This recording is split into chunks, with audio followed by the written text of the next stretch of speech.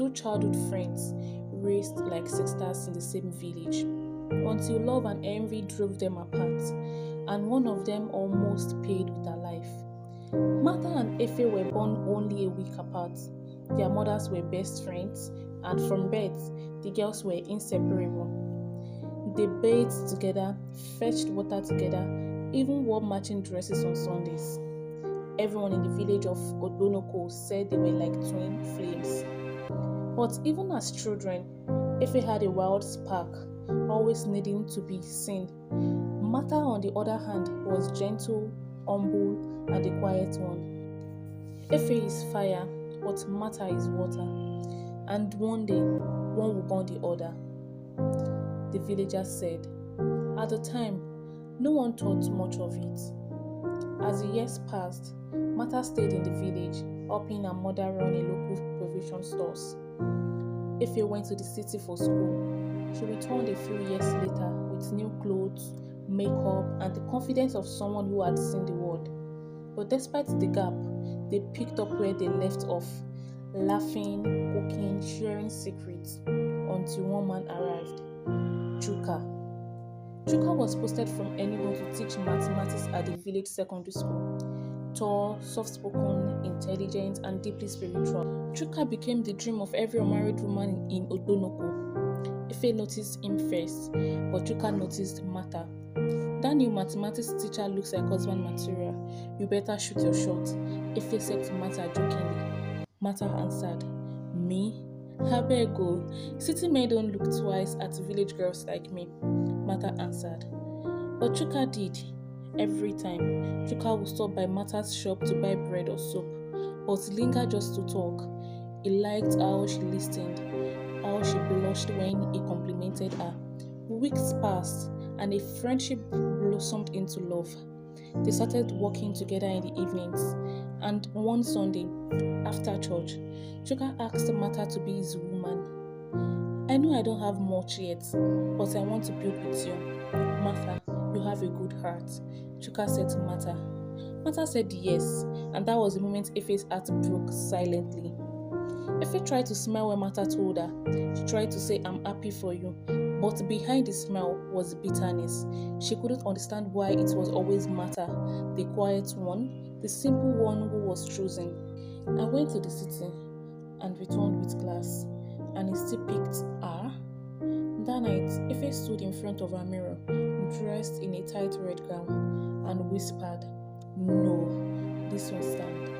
The next week, Efe traveled to a neighboring village to visit a herbalist, Papa Idowu, known for his potions and poisons. She didn't ask for death, just something to make Martha weak, sick enough to ruin the relationship. Just make her lose his attention. I want him to see me instead, Martha said. Papa Idowu answered, You want to use root to steal love? That which is not yours will destroy you. Efe replied, Give me what I asked for, she said angrily. Papa Idowu gave her a powder and told her to mix it in Martha's tea, little by little. Efe began to visit Martha again, acting like a friend. She offered to bring tea every evening, and each time, she laced it. Within a week, Martha's body started weakening, and legs felt numb, and one's bright eyes dulled. Chuka took her to hospitals, but all tests came back clean. Why is she getting worse? God, what is happening? Efe watched and smiled when no one was looking. One evening, Papa Idowu's young son overheard Efe speaking on the phone near the bush path. Soon, she won't be able to walk. We'll have no choice but to let go, the boy told his father. And Papa Idowu, haunted by guilt, came forward. That Sunday, in front of the whole village, Papa Idowu stepped forward in the church compound and pointed at Efe. She came to me.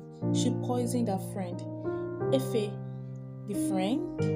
The villagers asked. Chuka rushed to Martha's home. He confronted Efe. Tell me it's a lie. Efe started crying. I loved you too. I wanted to be seen. But Martha, pale and shaking, walked forward. She said, I trusted you. I shared everything with you, even my secrets. She felt weak from the poison, but her words were strong. If I survive this, I forgive you. But if I die, I leave you to God. Efe was banished for 5 years. Martha was taken to a traditional healer who used antidote roots to cleanse her system. It was slow, painful, but eventually she recovered. Chuka stayed. He married Martha a year later, quietly, no big wedding, just close family and friends. On a rainy morning, a worn-out woman knocked on Martha's door. It was Efe. Her clothes were torn. I have nothing left, but I want to serve. Let me fetch your water, sweep your compound, and cook your food, Efe said. Martha stood silently. Then she said, "You can never be the sister I once had, but if you truly seek peace, start by forgiving yourself, then we will see." Betrayal cuts deep, but forgiveness cuts deeper. Efe nearly took a life out of jealousy, but life gave her a second chance. And Martha, the one who almost died, chose healing over hate. In the end, love didn't just survive, it conquered.